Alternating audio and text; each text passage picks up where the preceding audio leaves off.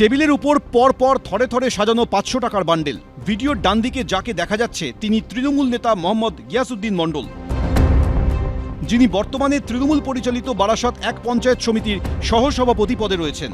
টেবিলে রাখা টাকার স্তূপের পিছনে তার মুখ প্রায় ঢেকে গেছে। ভিডিওতে আরেকজন যাকে দেখা যাচ্ছে তিনি রাকিবুল ইসলাম, এলাকার ব্যবসায়ী। এই ছবি সামনে আসতেই তোলপাড় পড়ে গেছে ভোটমুখী পশ্চিমবঙ্গে। প্রশ্ন হচ্ছে, এত বিপুল পরিমাণে টাকার পাশে এই তৃণমূল নেতার ভিডিও এবং সেই ভিডিও ভাইরাল হওয়াতে রীতিমতো অস্বস্তিতে পড়েছে স্থানীয় তৃণমূল নেতৃত্ব। ব্লক তৃণমূল কংগ্রেসের আহ্বায়ক তিনি জানিয়েছেন যে দল পুরো বিষয়টি তদন্ত করে দেখবে যে এত টাকার সামনে কি করে তৃণমূল নেতা এলেন। বারাসাতের তৃণমূল নেতা গিয়াসউদ্দিন মণ্ডলের সামনে অত টাকা কিসের? টাকার পাহাড়ের উৎস কি? এই ঘটনায় অস্বস্তির মুখে পড়েছে স্থানীয় তৃণমূল শিবির। এটা 2022 সালের পুরনো ছবি। আমার অনেক বন্ধু বান্ধব ওই ফের একটা জমি কিনেছিল, সেই জমির টাকা পয়সা লেনদেন চলছিল। যদিও ভিডিওতে যে ব্যবসায়ীকে দেখা যাচ্ছে তার মুখে শোনা যাচ্ছে অন্য কথা। বছর দুয়েক আগের ভিডিও এটা। জমিতে একটা ইনভেস্টমেন্ট ছিল, সেইটা নিয়েই এই টাকাটা আছে। গিয়াসউদ্দিন মণ্ডল ওই জমির পার্টনার ছিল। আমি বসে ওখানে গল্প করছিলাম, কি বিষয়ে লেনদেন কেন হয়েছে সেটা আমার খুব জানা নেই। এই ভিডিওকে হাতিয়ার করে তৃণমূলকে বিঁধেছে বিজেপি। উনি একজন জমি মাফিয়া, ওনার কাছ থেকে এই ধরনের টাকা যে পাওয়া যাবে এটাই স্বাভাবিক। কারণ তৃণমূল আজকে বাংলাকে লুট করছে, এই গিয়াসউদ্দিন মণ্ডল তারই প্রমাণ। দলের যদি কেউ হয় বা বিশেষ করে নির্বাচিত জনপ্রতিনিধি হয়, নিশ্চয়ই দল তার বিরুদ্ধে ব্যবস্থা নেবে। কেলারকে কাজ করে এটাই জানি। টাকার পাহাড়ের সামনে বসে থাকে তাহলে বেআইনি টাকা হবে। প্রকাশ্যে যখন চলে এসছে, যদি প্রমাণিত হয় তাহলে দল তার ব্যবস্থা নেবে। সূত্রের খবর, এ নিয়ে তৃণমূলের তরফে গিয়াসউদ্দিন মণ্ডলের বক্তব্য জানতে চাওয়া হলে তিনি জানিয়েছেন 2023 সালের পঞ্চায়েত নির্বাচনের পর সহসভাপতি পদে এসেছেন। যে ভিডিও ভাইরাল হয়েছে সেটা 2022 সালের। গত ডিসেম্বরে প্রায় একই ধরনের একটি ছবি সামনে আসে উত্তর 24 পরগনার বিলকান্দা 1 নম্বর গ্রাম পঞ্চায়েত এলাকায়। ভিডিওতে দেখা যায় কাঁড়ি কাঁড়ি নোটের বান্ডেল নিচ্ছেন তৃণমূল পরিচালিত পঞ্চায়েতের প্রধানের স্বামী। আরেকটি ছবিতে আবার দেখা যায় তৃণমূলের পঞ্চায়েতের উপপ্রধানের সামনেই চলছে আর্থিক লেনদেন। যদিও ওইসব ভিডিওর সত্যতা নিয়ে প্রশ্ন তোলে তৃণমূল। সেই সব ঘটনার রেশ কাটতে না কাটতেই নতুন এই ভিডিওতে ফের অস্বস্তির মুখে রাজ্যের শাসক শিবির। সমীরণ পাল, এবিপি আনন্দ, উত্তর 24 পরগনা।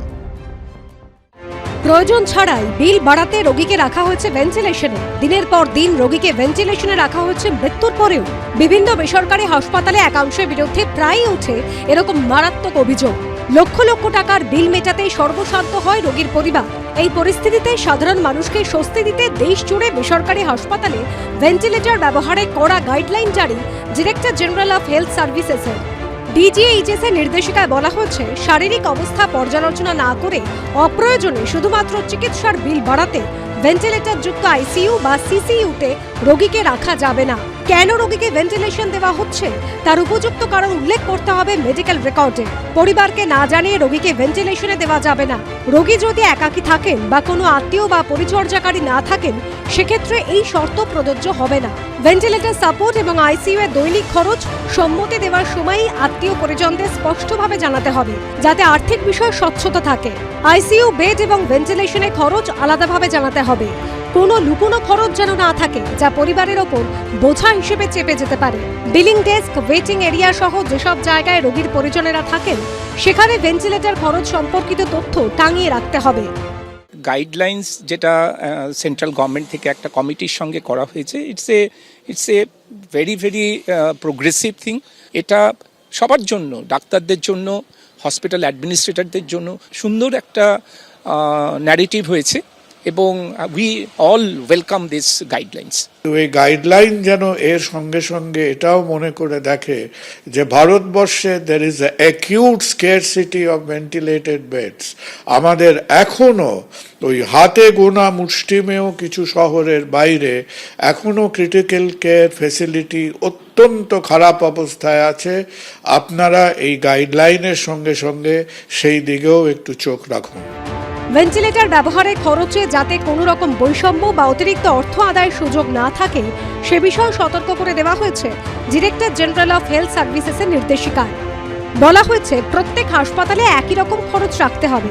সরকারি বা বেসরকারি হাসপাতালে ভেন্টিলেশনের খরচ আলাদা হবে না। ভেন্টিলেটর চার্জ কেবলমাত্র তখনই নেওয়া যাবে যখন যন্ত্রটি সক্রিয়ভাবে রোগীর চিকিৎসায় ব্যবহৃত হবে। 14 দিনের বেশি সময় ধরে ভেন্টিলেটরে থাকা প্রতিটি রোগীর ক্ষেত্রে হাসপাতালকে মাসিক অভ্যন্তরীণ অডিট করতে হবে।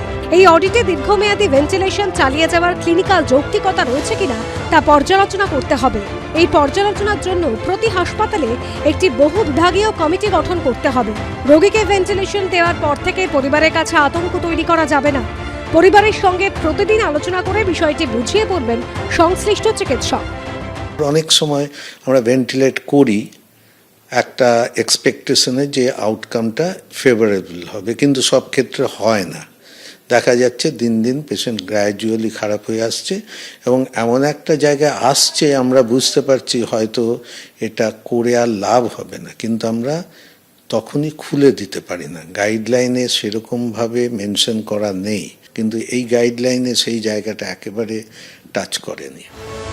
সম্প্রতি স্বাস্থ্য মন্ত্রকের আধিকারিকদের পাশাপাশি দিল্লির সাফদারজং রামমোহন লোহিয়া এইমস সহ বিভিন্ন হাসপাতালে বিশেষজ্ঞ চিকিৎসকদের নিয়ে তৈরি হয় 10 সদস্যের বিশেষজ্ঞ কমিটি।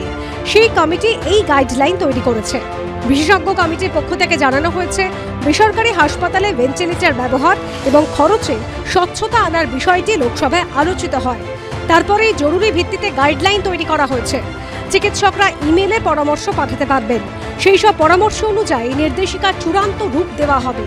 সন্দীপ সরকার ও ঝিলম করঞ্জয়ের রিপোর্ট, এবিপি আনন্দ। এবিপি আনন্দ, এগিয়ে থাকে, এগিয়ে রাখে।